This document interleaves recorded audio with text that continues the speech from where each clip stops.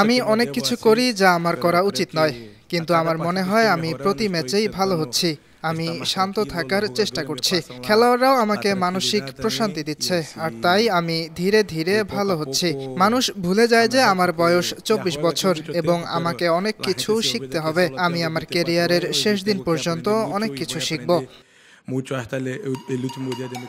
খেলার সময় প্রায় মেজাজ হারাতে দেখা যায় ভিনিসিয়াস জুনিয়রকে।